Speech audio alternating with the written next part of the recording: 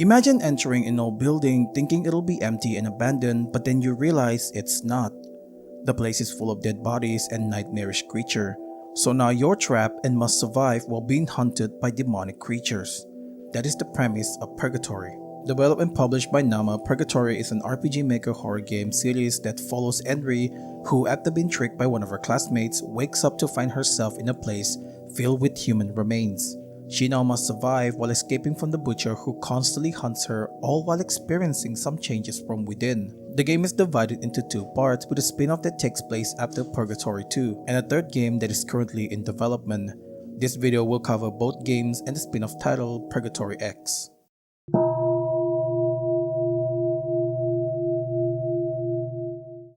The game begins with Enri falling into a pit filled with dismembered bodies. She looked around hoping to find a way back up but has no luck.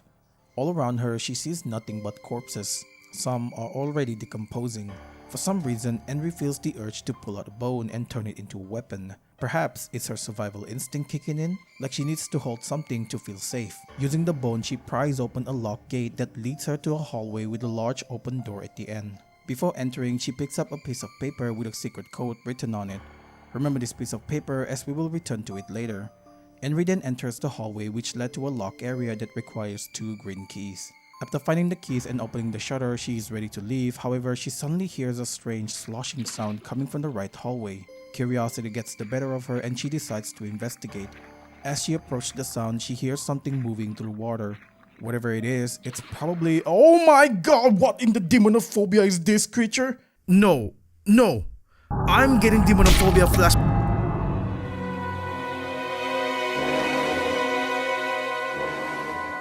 Of course it kills her. Am I playing demonophobia again? Enri heard a sound coming from the right hallway, but instead of letting her curiosity win, she ignores it like a normal person and moved on. We then saw a flashback of her talking to a girl named Emma. Through that interaction, we can see that Enri might have been a victim of bullying. But why? Well, that's something we'll find out along the way. Anyway, Enri continued on, solving puzzles, unlocking doors, and escaping tentacles? I swear, the game feels more and more like a demonophobia clone. Eventually, she entered a room where she heard the sound of someone chopping something. Slowly approaching, she peeked around the corner to see who it was, and what she saw horrified her. A large man wearing a hockey mask could be seen chopping up a corpse with a comically large butcher knife. Enri slowly backed away, but because fear gripped her tightly, she made a mistake and accidentally stepped on a broken glass. The sound echoed throughout the room, causing the butcher to stop what he was doing and slowly turn to look at her. The butcher then pulled down the lever, locking the gate behind her and trapping Enri in the room. Luckily, there's a way out, and this initiated a chase sequence where Enri had to avoid being captured, otherwise this happened.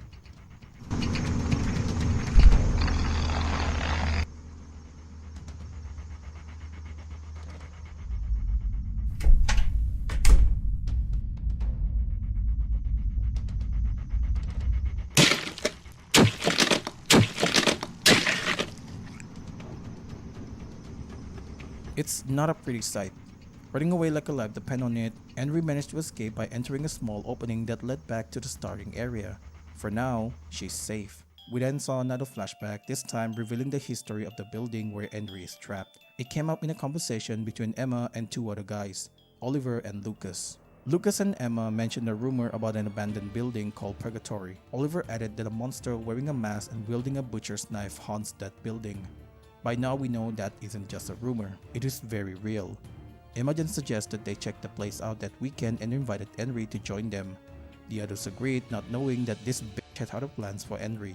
After the flashback, Enri continued her journey, opening locked gates and exploring other places to find a way out. Eventually, she ended up in a long hallway where piles of mangled bodies were neatly packed in a container and stacked against the wall. One of them blocked her path. As she turned around to find another way, the butcher appeared and rapidly approached her. She tried to push the container away, but it was too heavy for her. As the butcher inched closer, another flashback began, this time showing Enri and the others arriving at the abandoned building. Oliver asked what they should do next, and Emma suggests they should look around the place to see if there was any danger. She told Enri to do it, but she refused. Enri was terrified of the building. However, this two-faced bitch Emma ignored what she felt at that time and lied to the others, saying Enri volunteered. Oliver sensed something was wrong with this situation and handed Enri a cleaver for protection. Left with no other choice, Enri forced herself to be brave and entered the building. Enri and the others waited outside, unaware that the butcher was lurking behind them, ready to strike. Inside the building, Enri discovered an elevator that could take her deeper underground and then examined the pit next to it. She noted that it reeks of blood. At this point, she desperately wanted to leave, but fearing what Emma might do to her, she reluctantly continued on. Before riding the elevator, Enri took off her dress to avoid ruining it. She was about to go, but suddenly Oliver came rushing in, yelling at her to hide. Looking at Oliver's messy state, it was clear that something was chasing him. Enri looked at the entrance and found out that the butcher was chasing after him. With their exit block, Oliver had no other choice but to sacrifice himself and push Enri into the pit to save her life. Some time passed and Enri woke up. She was surprised that the butcher had captured her instead of killing her. Was he saving her for last? Either way, she wasn't sticking around to find out. Luckily, the rope binding her was old and worn out. She swung with all her might and the rope eventually snapped. Making sure that the coast was clear, Enri escaped and continued her exploration. She then found a room where she needed to input a 9-letter word to unlock the next area. Now, side note here, the hint for this 9-letter word is on a dead body, but the process to get that is pretty interesting. Inside the game folder is a readme text file. Opening it up and we'll be given the answer written in a jumbled text. This is a Caesar cipher, a special military technique used by Julius Caesar to ensure that any information obtained by the enemy wouldn't be easily understood. Luckily, we can translate it online. By putting the hints into a Caesar cipher decoder, we get a message telling us to turn the lever in a specific direction. After doing that, a body falls down and Enri can examine it to get the password. But we're not done yet. There's another puzzle she needs to solve. This time, it asks her to provide a 4-digit password. Now, remember that torn letter Enri found at the start of the game? Collecting all 4 pieces revealed the word the Nightmare Slaughterer. Going back into the readme file, we'll see the second hint was also written in a jumbled text. Using a similar method as before, we put the jumbled text into the Caesar cipher decoder and it will separate the text into 4 different columns. Now all we gotta do is count each letter, which gave us the number 7734. This opens a large door and Enri obtained the demonic axe. Now after obtaining this weapon, she has a choice: leave this place or continue on. Choosing to leave will cause the demonic axe to disappear, and this happened.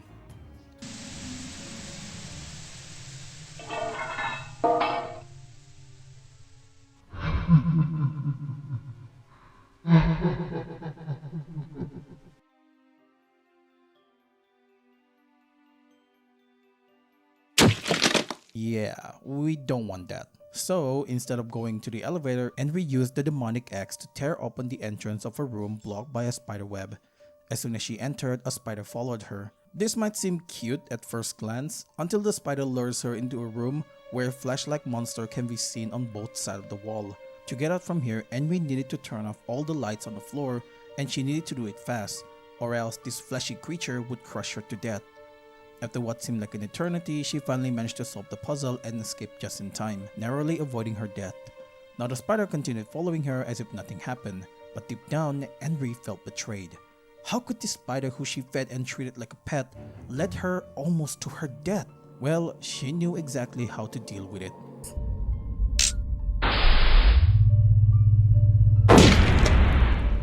Yeah, I bet she imagined that spider as Emma. After a long elevator ride, Enri finally reached the surface. As she left the building, she felt a sharp pain in her head. Her blood felt like it was burning from within. Moments later, her body suddenly emitted a dark red aura. Confused, she wondered what is happening to her. As she ponders for answer, the butcher appeared one last time, ready to kill her. However, Enri's movements suddenly became agile. In a flash, she disappeared and reappeared behind the butcher. Caught off guard, he turned around only to see Enri rushing towards him, striking him down with her demonic axe.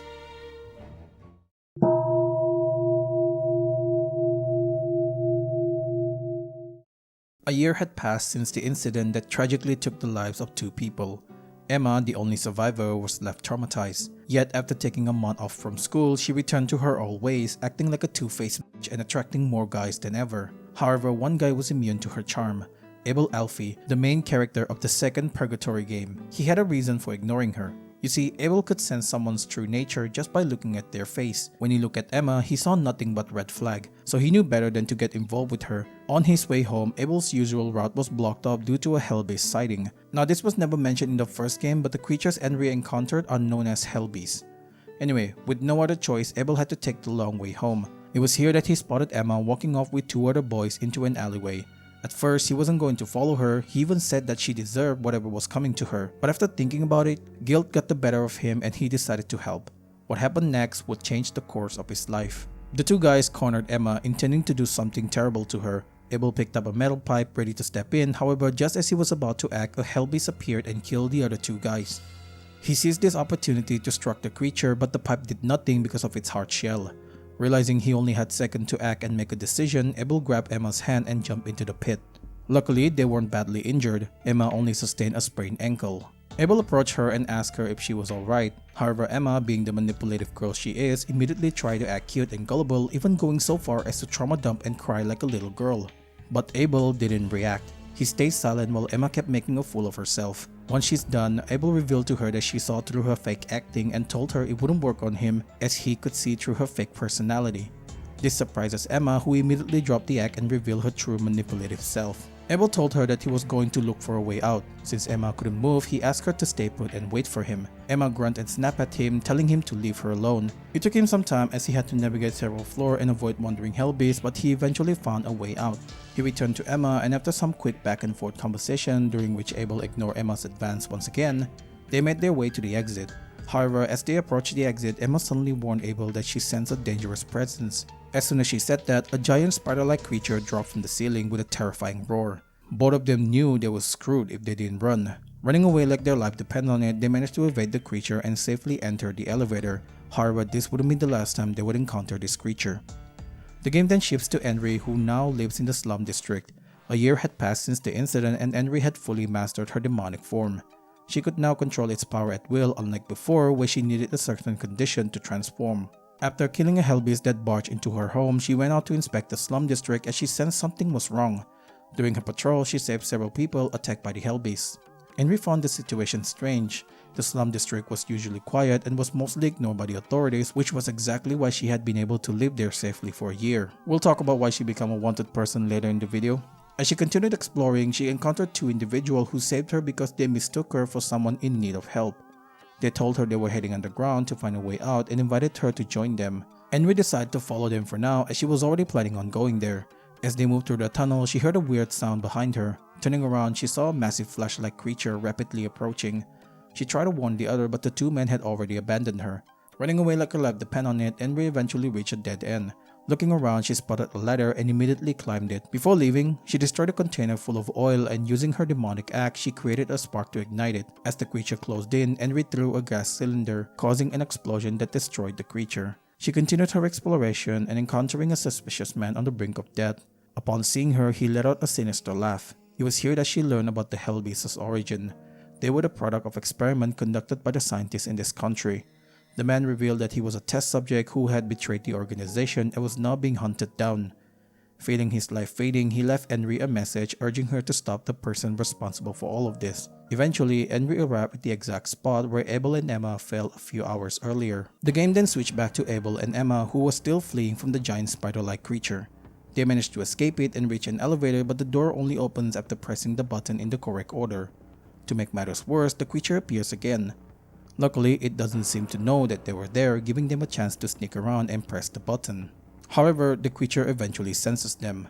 Since there was no other way for both of them to survive, Abel decides to act as a bait while Emma escapes. Emma hesitates, remembering the incident from a year ago, but Abel insists. Realizing nothing would persuade him, Emma ran away. With Emma gone, Abel taunts the creature and lures it away. However, he hits a dead end, and with no other way out, it seems like this might be the end for him. Just as he is about to accept his fate, Enri appears and attacks the creature with her demonic axe, stunning it, giving them a chance to escape. Once the coast is clear, the two relax and get to know each other. Enri was surprised that someone could understand her because she is speaking in a low voice. Abel then explained that by observing the other person, he could predict what that person would say just from their face alone, which is honestly impressive. He then asked her for her name and Enri shyly wrote it on his palm. God, she's so cute. While searching for Emma, Abel and Enri encounter Oliver. It is here that Enri learned that Oliver is alive and that he was responsible for releasing the hellbeast into the slum district. He did this for two reasons. First, to kill the traitor to his organization, the man Enri met in the tunnel, and second, for his own amusement. He then revealed disturbing information about the kingdom and the powerful families running it. Upon hearing this, Abel becomes furious and tries to attack him, but Oliver activates a trapdoor, dropping Abel into a pit with Hellbeast. Enri, enraged, instantly activates her demonic form. Oliver, on the other hand, remained unfazed. He then told her that she was the perfect demon their organization created and she should be proud of that because she was stronger than anything they had ever created. The proof was that she managed to knock out Experiment D033, the giant spider monster, something even they couldn't do. Hearing all of that filled her even more with anger, but Enri decided to hold herself back and quickly jump into the pit to save Abel. Arriving at the bottom of the pit, she saw him getting surrounded by a swarm of demonic Hellbeasts. Without wasting any time, she immediately activates her demonic form and scared off the creature. Abel, who saw her demonic form for the second time, wasn't even surprised or scared. Instead, he was amazed and captivated by it, even openly admiring it. He thanked her for saving him and they set off to find Emma. After navigating through the countless tunnel filled with Hellbeasts, they finally found Emma trapped inside a cocoon.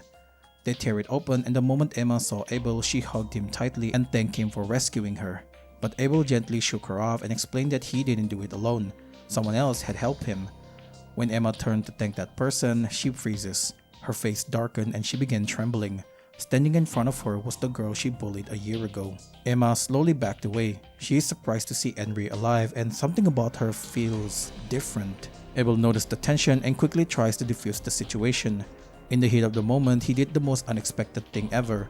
The fucking goat Abel confessed his feeling to Enri.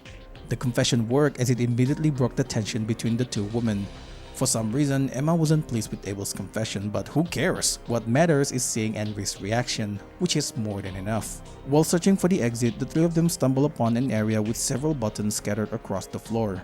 Abel immediately knows what's coming. As soon as Emma presses one of the buttons, the door closes behind her, separating all three of them. To make matters worse, a monster known as S001 appears and begins chasing him.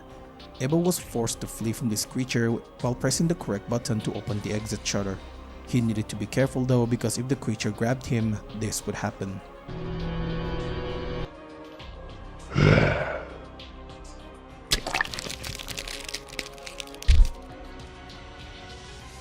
Not a pretty sight, but miraculously Abel survived long enough and managed to open the shutter, releasing both girls. As the monster closed in, Enri activates her demonic power and beat the living shit out of that creature. After everything calmed down, Abel suggests they ride the elevator to get to the underground level and find another way from there. The girls reluctantly agree. It took them a while to reach the bottom floor as they faced many challenges along the way, but eventually they reach the bottom and confront Oliver once again. Oliver applauded their effort for reaching the bottom floor despite the hardship they endured. He then revealed his plan to destroy the kingdom called Project Purgatory using Experiment D029, a massive wall of flesh that would rapidly expand and destroy its surrounding. He then tells him that they have 2 hours before the project begins and that the only way to stop it is to use the machine behind him. While he is boasting about his grand plan, Experiment S001 reappears. Enri instantly activates her demonic form to protect the others. However, instead of targeting them, 001 launched at Oliver with the intention of killing him. It opened its mouth ready to bite off his head, but Oliver didn't budge. In fact, he seemed disappointed by its betrayal. He then transformed his arm into a high-caliber rifle and obliterates 001 effortlessly. He then fires at Abel and Emma, but Enri swiftly blocked the shot with her demonic axe. Unfortunately, the attack destroys her right arm. Horrified, Emma ran away while Abel stood there unable to process what just happened. It is here that he learned that Oliver is a cyborg. The gun he used is an anti-material rifle loaded with bullets designed to kill demons. Oliver gives Abel a choice: die by his hand or jump into the pit below to become a sacrifice for Experiment D029. Without hesitation, Abel chooses the second option and jump. He knew it was a reckless plan and they would die, but it was better than dying at Oliver's hand. Luckily, the pit is filled with deep red liquid that cushioned their landing. As they search for a way out, a humanoid monster appears. Abel recognized it as Experiment D029. Realizing that this might be their end, Abel offered himself to the monster in exchange for Enri's survival. D029 looked at them and swallowed them both. Inside the creature's stomach, Abel is surprised to find that he's still alive. The creature explained that she never intended to kill them. She swallowed them both to protect them from Oliver since the only place he couldn't see is inside her stomach. She reassured him that she is currently healing Enri and will release her soon. Abel asked why she is helping them and D029 replied that she is simply curious about Enri and her desire to protect the humans. After a brief conversation about herself and her ability, D029 finished healing Enri and released her. As soon as Enri regained consciousness, D029 asked why she protected Abel. The two then conversed telepathically, which confused Abel since he couldn't hear what they were talking about. After this, they both introduce themselves properly and give D029 a new name, 9, a German word for 9. With her new name, 9 decided to accompany them since she had taken a liking to both Abel and Enri. Abel explained that they needed to return upstairs to confront Oliver once and for all. 9 agreed since she also wanted him gone. Before facing him, 9 suggests they poison the spider-like hell beast to prevent them from spreading throughout the city. After completing the task, the two made their way to the highest floor where they came face to face with Oliver. Oliver is not surprised to see Enri with her arm restored. He praises 9 for her healing ability and was impressed that she had hidden it from him for so long. He then thanked Abel, saying that without his help, 9 wouldn't have achieved her perfect form. However, this is as far as he will allow Abel to leave. Oliver transforms his arm into a rifle and fires at him. Thankfully, 9 shields him. Oliver is shocked that his anti-demon bullets failed to penetrate her shield. While he is distracted, Enri took this opportunity to attack him and destroy his weaponized arm. But Oliver was unfazed and detached his damaged arm. He revealed that every part of his body was designed to be a weapon, so losing one arm meant nothing because he still had others. He then kicked Abel to the ground and began stomping him. This continued on until 9 intervened, activating her parasitic power. Oliver chuckled, convinced that nothing could harm him, but in a shocking turn of events, 9 gained control of his body. It turned out that while Oliver was attacking, Abel had attached a piece of 9's body onto him. Since Oliver's cyborg form lacked the sense of touch, he didn't notice it at all, making him vulnerable to being infected. At that moment, Enri, now conscious, pulled up the cleaver she had since the first Purgatory game, the very one that Oliver gave her. Without hesitation, she plunged it into his head, killing him once and for all.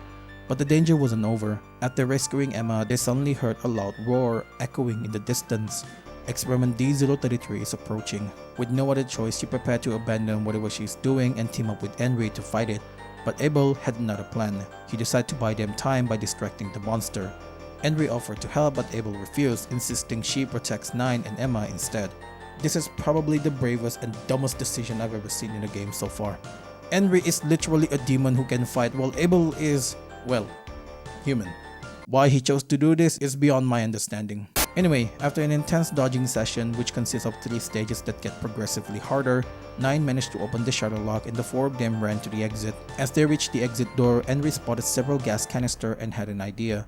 She aligned the canister, and just as experiment D033 appeared, she hurled her demonic axe at them. The impact triggered an explosion, destroying the creature for good. The explosion caused widespread panic, prompting the guard to investigate, which led them to uncover a horrifying scene. Fortunately, 9 erased all the evidence of their involvement, ensuring the safety of the 4 of them. The game ended with Abel reflecting on how lucky they were to make it out alive. Yet he felt like this was just the beginning of something huge.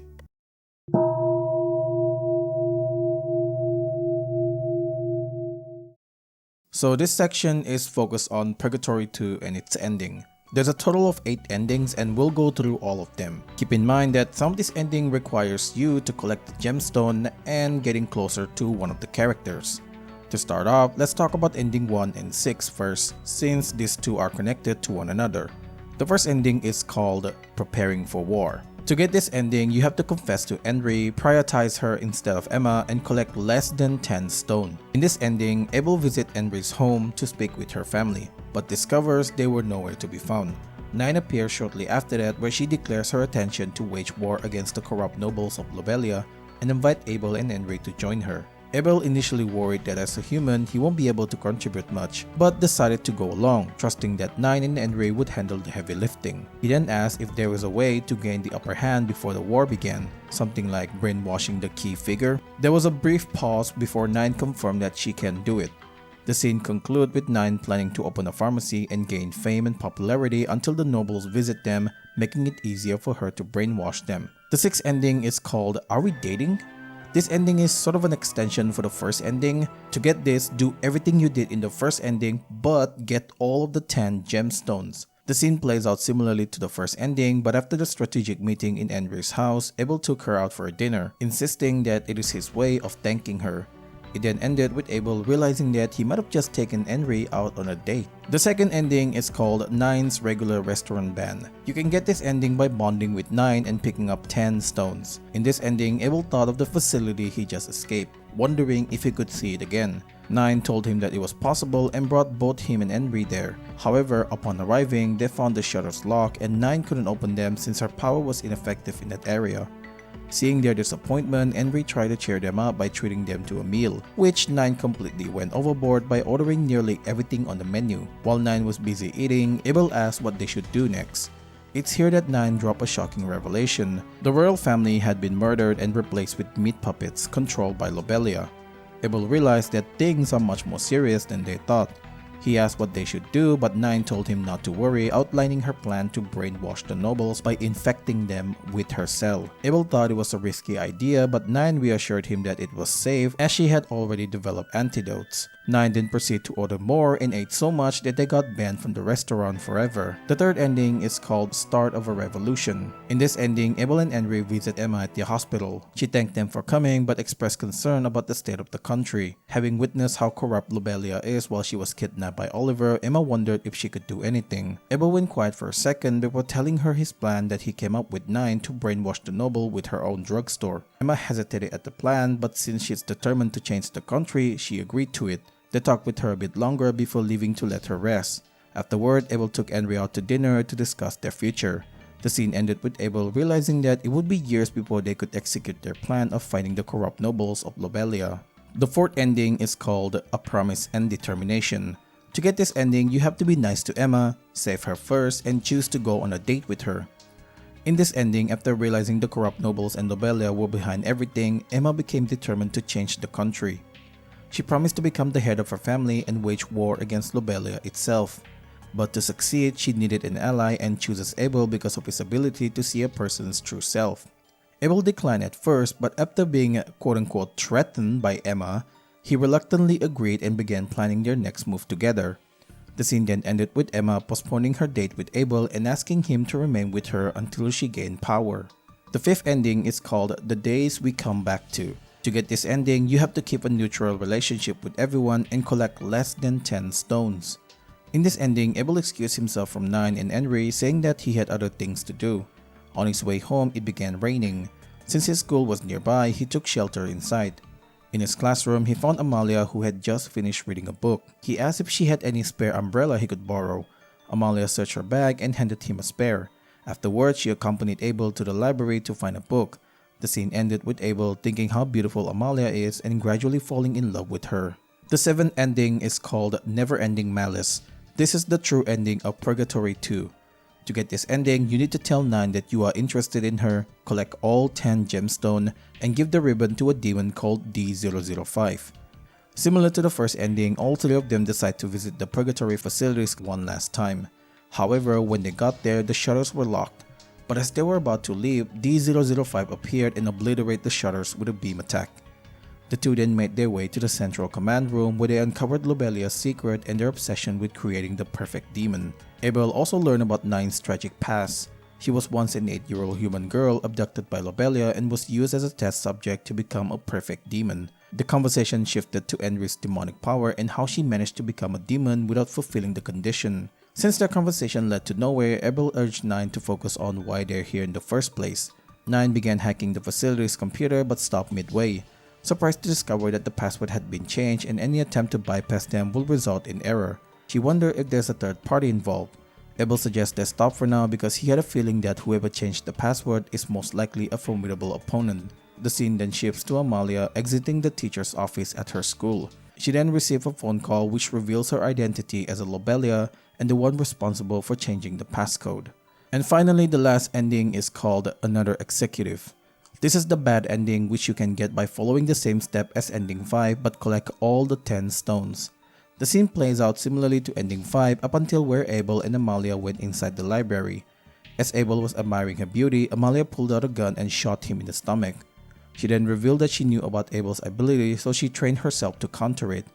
When Abel asked why she did this, she revealed that she is a Lobelia spy and had been trained since she was a child. She also told him that she planned on capturing Enri and 9. It then ended with Amalia telling him about her plan and promising to take care of Abel because she had taken a liking towards him.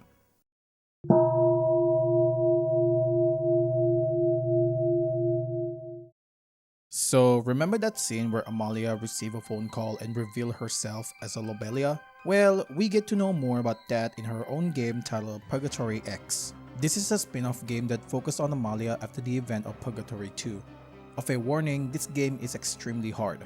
much harder than the 2 games, and even Demonophobia. I know I reference Demonophobia a lot because this game is clearly inspired by it, but at least in Demonophobia you can blame the janky control making it harder for you. But here, it's all based on your skill and patience. So if you're planning on playing this, just remember, you'll be raging a lot. The game starts with a shadow approaching experiment D004's containment chamber. It peers through the glass and releases the creature. The scene then shifts to Amalia arriving at the Purgatory base. She received a call from the Ant unit informing her that one of the D-type experiments had escaped and is helping the others break free. Amalia theorized that the release might have been done intentionally by that person. The Ant unit also warns her about a potential threat sent by the church. Amalia takes note of it and continues forward. Before we go further, let's talk about the control. The controls are mostly the same as the previous 2 games. Z, enter, and spacebar for interaction, X for the menu, and arrow key for the movement. However, the devs added one frustrating new feature. The game no longer pauses when you open the menu.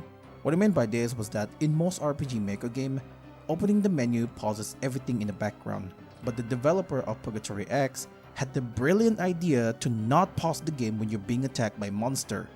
Yeah, I'm looking at you, D032, Mr. Invisible Asshole, Mr. Let me chase you down and appear in front of you all of a sudden. You think it's funny to go invisible and suddenly appear in front of me like a deadbeat dad who went out to buy milk? As Amalia heads deeper underground, she enters a long hallway and notices a bloody mess on the floor. Something was definitely here, and it didn't take long for Amalia to find out what it was. A grotesque creature suddenly appeared and chased after her. This creature is Experiment D011. Running away like a life depends on it, she managed to outrun it and lure it onto a platform, then pulls a lever to open the trapdoor, sending the creature plummeting down. She continues exploring until she reaches the computer room and obtains the C-1 data. As she backs away, she hears a loud banging. She raises her gun, then quickly lowers it, realizing that her standard bullets won't work against a D-type monster. Wow, what a great timing to spill the secret. I'm sure nothing is gonna...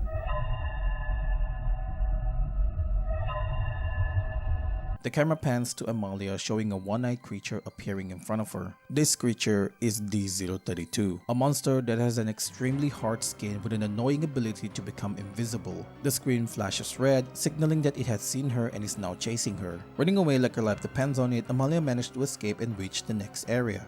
The scene then cuts to a grotesque monster with multiple heads calling out Amalia's name.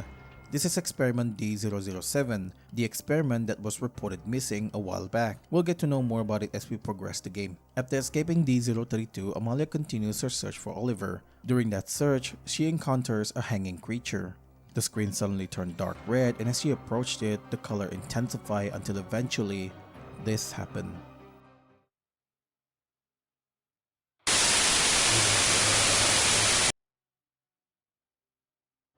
The creature's face suddenly fills the screen with his hollow eyes and sinister smile.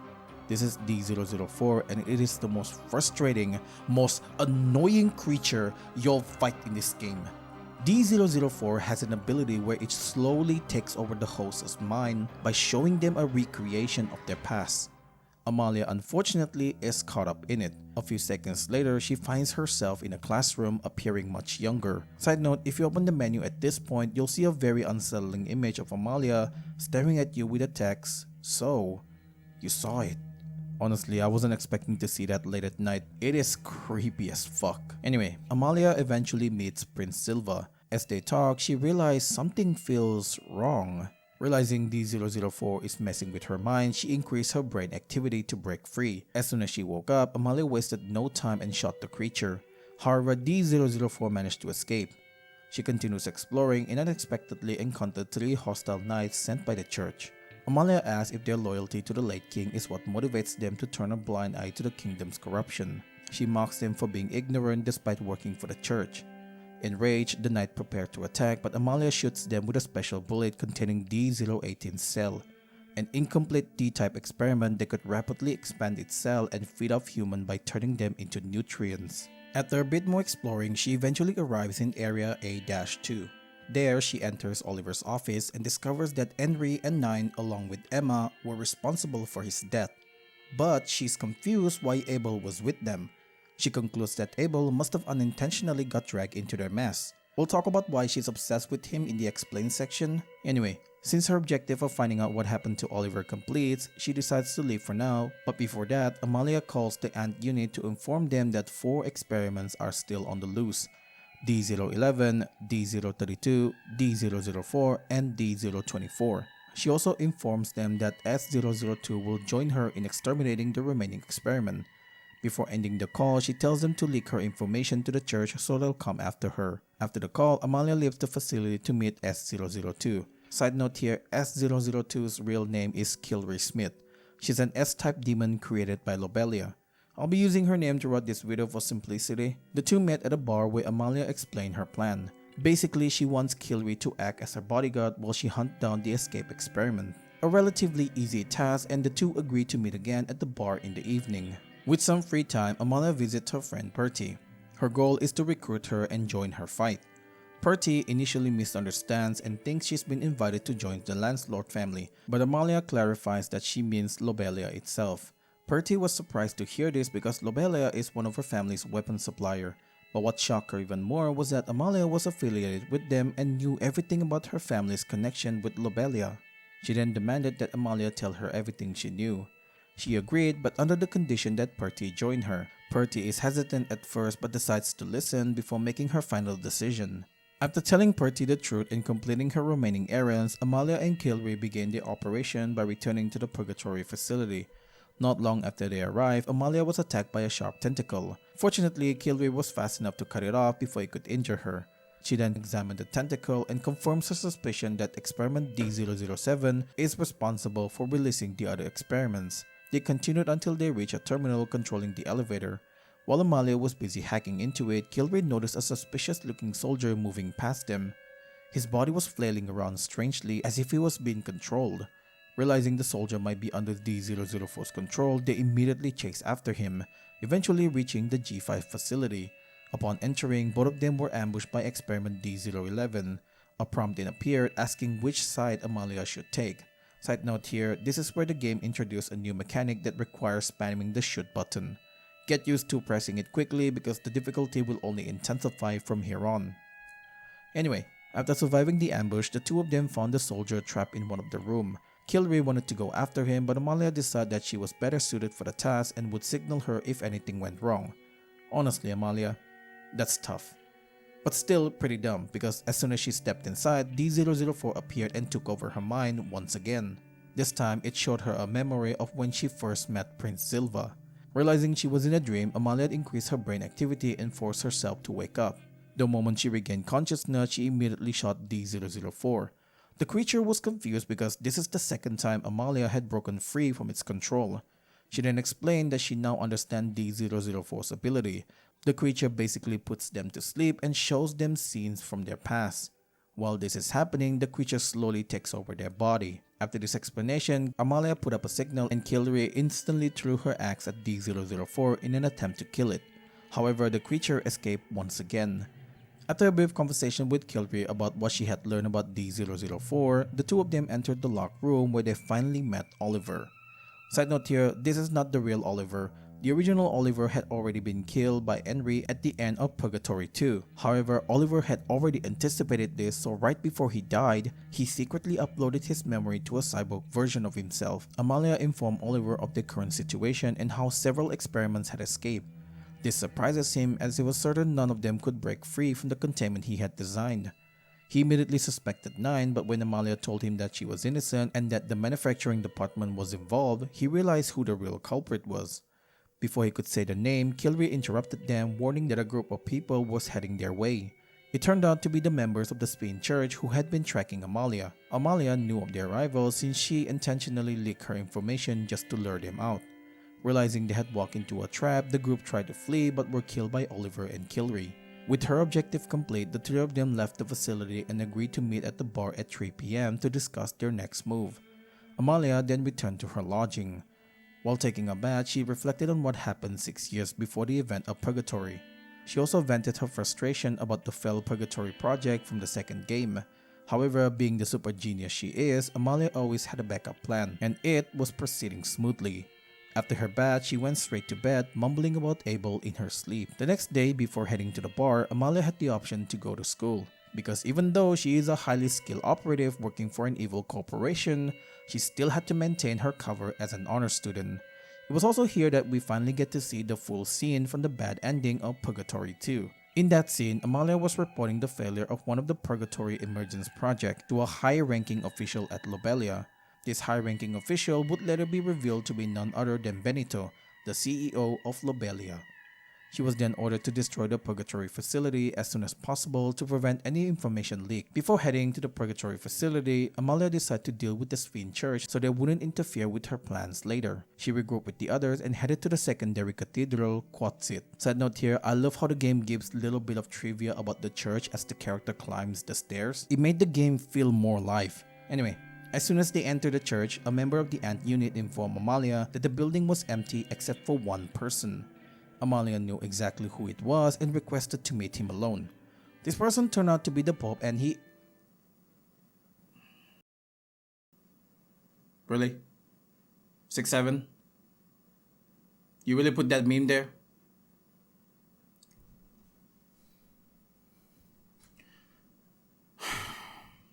Out of all the memes you could have put there, 6'7"?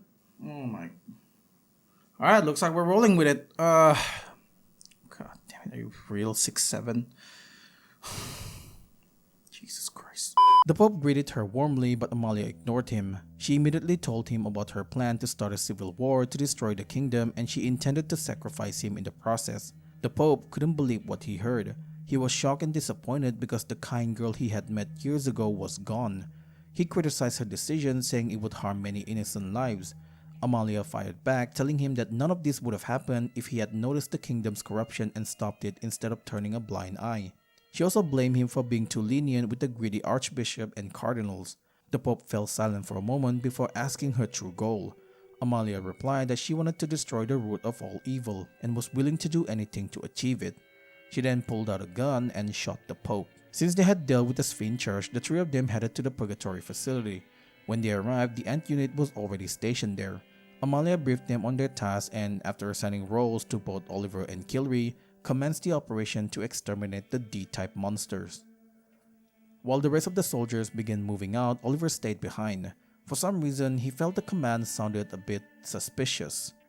It wasn't supposed to be a full extermination since they still needed the experiment. He concluded that Amalia was planning to betray Lobelia. Amalia turned around and told him that he had passed her test. She revealed that she had been testing whether he could act more human, just like the original Oliver. Since he had questioned her order instead of blindly following them, she believed he was ready to join her plan to take over Lobelia. Impressed, Oliver asked if she was ready to challenge Benito himself. Amalia replied confidently that she is, and gave him a choice: continue working for Lobelia for the rest of his life, or join her and start a revolution. Oliver was hesitant, noting they would need more people than just the two of them. Amalia realized this wasn't the right place to discuss it, so she stopped the conversation but promised to continue it in a few days. The two talked a bit more before leaving to deal with the remaining creatures. As she moved through the long, empty hallway, Amalia received a call from the ant unit saying they had located D-004 and were engaging it. Suddenly, the call cut off. Amalia had a bad feeling and immediately rushed to the scene. When she got there, almost the entire unit had been wiped out. Before she could react, D-004 appeared and took over her mind once again. When she opened her eyes, she found herself attending a royal party in her 10-year-old self. Luckily, her memories were still intact. Amalia concluded that D-004's power had likely reached its limit, making it easier for her to kill. She looked around and spotted ropes dangling from the ceiling. Using the kitchen knife she had found earlier, she began cutting them down. D-004 noticed this and attempted to stop her by killing her. Alright, welcome to one of the hardest and most frustrating fights in Purgatory X. To begin the fight, you need to cut off 3 ropes scattered all over this place with a knife that is so tiny that it blends in with the other props. Once you cut them off, congrats! That's the last easy thing you'll get to experience in this section, because after this, it's hell on earth! After cutting off the rope, we then proceed to go outside to the balcony, and there we'll see a drop of blood on the floor. Re-entering the party hall, we'll see that it's infested with this brain-like blob creature. Here, we need to find those 3 ropes and cut them again. Sounds easy, right? Well, no. For some goddamn reason, The developer made sure this monster had a huge hitbox. You could be 2 tiles away from this monster, and the moment it turns to your direction, the moment it gets close to you, game over. Look, I don't want to sound petty, but I play a bunch of RPG Maker games, and the enemy always gets close to the main character, like literally behind them, and only then the game will end. But here, it's 2 tiles away from Amalia, and then it's game over. I am having so much fun. I'm having so much fun. But this isn't even the hardest part yet. Once you manage to get past this part, that's where the suffering begins. So after this section, Amalia approached Prince Zilva and told him that he should end the party. The prince complied because he's a dumbass, and by this point, past Amalia pretty much controlled most of his life. So they went to his room. Prince Zilva talked about how beautiful the night sky is, and he started tweaking. It was then revealed that 004 had taken his form and was pretty much pissed because Amalia was going around cutting the ropes in an attempt to kill it. So in its last-ditch effort to kill her, 004 decided to show its true form to her. I would be lying if I said I wasn't raging at this part. Now at this point, you need to shoot 004's hanging body. You can see how much life it has by looking at the top left corner. It should have been a straightforward battle, but no! No! You see those running creatures down there? Not only do you have to avoid them, but you have to shoot 004 as quickly as possible because those creatures down there move faster and faster as time goes on. The worst part of this battle is that you have to keep track of how many life it has left. Instead of a standard green bar, we get numbers. So while shooting it, you also have to dodge the creature and keep tracking the life it had left, which is a multitask nightmare. I hate how this level frustrates me so much. I hate how much my hands hurt. I don't easily rage at a game, and even Demonophobia with its janky control doesn't annoy me this much. Look, I was expecting it to be hard, but not this hard. This game is the reason why this video took so long to put out. I literally replayed this part 58 times. I was keeping track. After struggling through the hardest fight of her life, Amalia finally defeated D004. Unable to accept its defeat, the creature made one last desperate attempt to kill her. The screen flashed red as D004 attempted to take over her mind. But Amalia had had enough. After freeing herself, she grabbed the assault rifle nearby and shot the creature until it stopped moving. Finally, it is over. However, D004's last attack had done something to her. She concluded that the creature's reality-altering power had affected her. In his final moment, 004 had swapped her body with her dream version. That means she is now stuck in her 10-year-old body until she could find a way to reverse it. There was nothing she could do for now except continue forward. After confirming that most of the ant unit had survived and informing them of her condition, Amalia headed to the next area where the remaining experiment had been sited. On her way there, she called Kilri to check on her status. Kilri informed her that she is currently engaging D011 and would move on to the others once she is done. Amalia told her to leave D011 to the ant unit and focus on D007 instead, as they were running out of time. When Kilri asked why they're in a rush, Amalia simply replied that they needed to finish quickly to avoid suspicion from the manufacturing department. Eventually, Amalia arrived at a massive area with 3 branching paths. To the south, there's D024. To the west, there's D032. And to the north, there's D007. Side note here, this is the final stretch, and as expected, it doesn't get any easier. In fact, it becomes incredibly annoying and frustrating. We'll go through them in order, starting with D024, the largest D-type experiment. Somehow, the ant unit had managed to trap it in the incinerator room at the cost of their own lives. To reach there, Amalia had to navigate through a flesh-like area filled with armored beetle and pulsating flesh. When she arrived, D024 was in the center of the room, surrounded by more pulsating flesh acting as a barrier. After an intense battle, she finally managed to kill it. To ensure it wouldn't return, Amalia activated the incinerator and burned it until nothing remained. The next target was D032 on the west side. In this area, she needed to activate all 5 terminals while avoiding D032. Once all the terminals are turned on, the exit door opened, leading her to an underground bunker containing an artillery cannon. Once she confirmed the target was in sight, she uses the terminal to shoot it, killing the creature once and for all. With both experiments eliminated, Amalia could finally focus on D007. She regrouped with Kilri, who reported that she had already chopped off 4 of its sharp tentacles. However, the creature had fled and hidden itself inside a locked room. Kilri wanted to break the door, but Amalia volunteered to finish the job herself. Now, remember when I said that we'll know exactly who and what D007 was as we progress the game? Well, it's revealed here that D007 was none other than the prince himself. A shocking revelation, but it made sense. The prince was seeking revenge on Amalia for changing him into a monster. Now, the fight itself is pretty straightforward. Dodge the tentacle and keep shooting, rinse and repeat.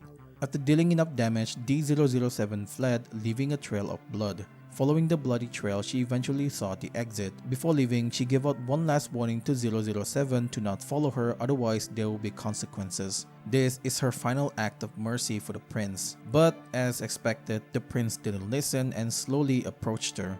Disappointed, she opened the hangar door, revealing the ant unit in formation.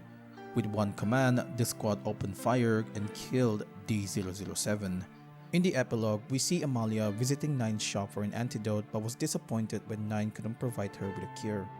Side note, you can use the coin you obtained throughout the game to see the other endings. I'll go over the important ones only in this video. Using 10 coins will show you Kilri's ending. In that ending, we see Kilri and 2 other ant units patrolling the back alley to remove the remaining D011's clone. They then inform her that Amalia instructed her to stay for a while since their job is far from done. The scene ends with Kilri feeling disappointed since the enemies they fought wasn't even challenging for her. Using 20 coins will show you Oliver confronting the people from the manufacturing department on their negligence, leading to the release of D007. And finally, using 100 coins will show us 2 endings. The first one shows us Oliver in a meeting with the other executives. It then pans to the screen revealing the CEO of Lobelia, Benito himself. The second ending shows Benito going down to the underground lab where experiment D050 was shown, the final boss to the upcoming 3rd Purgatory game.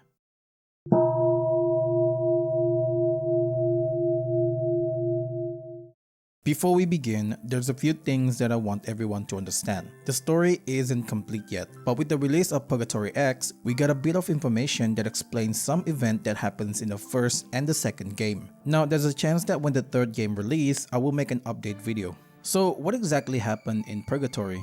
Well, to understand Purgatory and the events that lead up to the game, we have to go back in time. In the world of Purgatory, people are divided by status. The nobility and the commoner. They reside in the place known as the royal capital.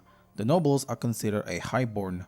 If you are born as a nobility, you're set for life. Now there are 6 families according to Amalia.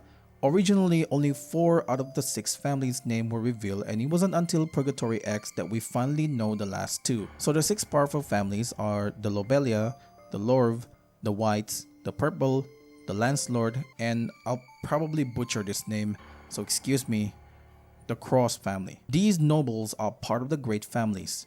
Among them, House Lobelia and House Lorv are considered the most powerful among the other 4 families. 6 years prior to the main game, House Lobelia launched a plan to take over the royal capital, but they knew they're weak and needed more power. It's here that they got an idea to create an army of perfect demons and use it to take over the royal capital. But they needed something to cover up what they're doing. So they created the Lobelia Corporation and expanded their reach worldwide. On the outside, they appeared normal, but on the inside, things were very different. Under the city, they built a lab where they conduct inhuman experiments. Their goal was to create a perfect demon and use it to wreak havoc on the city. But to do that, they needed a human test subject. So they started kidnapping prisoners and bringing them to the lab to be used as test subjects. This resulted in the creation of many demons such as D007 and many more. However, the Lobelia family knows that if they were exposed, the royal family would execute them. So before that happened, they devised a plan to bring down the royal family. The first is taking control from the inside. This is where Amalia comes into play. Born as the daughter of the Lancelord family, Amalia was a child prodigy ever since she was little. Even at the young age of 10, she noticed the corruption of the royal family firsthand and wanted to bring it down. So she joined the Lobelia Corporation working as a spy. This worked in favor for Lobelia since Amalia's family was also pushing for her marriage with Prince Silva. Under her influence, she slowly removed everyone surrounding the prince until she was the only person he trusted.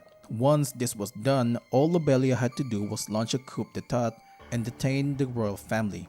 3 other families joined them with the exception of House Love, who noticed Lobelia was the one orchestrating all of this and decided to rebel against them. But House Lobelia doesn't see this as a problem since it's practically 3 against 1. So they pretty much didn't pay attention to them and proceed with their other plan. That plan is to commit regicide on the royal family, which they succeed in doing without anyone noticing. Afterward, they replace every royal family member with meat puppets so that they can control them whenever they wanted. The prince, on the other hand, was taken by them and used as an experiment, which he later became D007. Now with the royal family out of the way, they can finally continue their experiment on creating the perfect demon without fear of being exposed. But Lobelia soon discovers that creating a perfect demon is harder than it looks.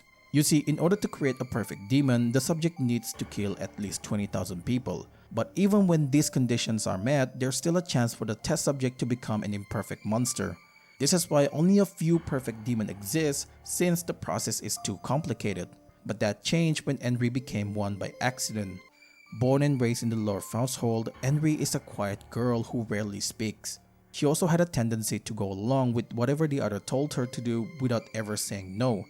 This made her a target of bullying from Emma, who one day had the brilliant idea of exploring the Purgatory building. Her intention was to bully her by leaving her inside the building, but it quickly turned out to be a mistake because she didn't expect the place to be one of Lobelia's secret experiment base. When Enri took the demonic axe for self-defense, the axe recognized her as worthy and transformed her into a perfect demon after her repeated usage.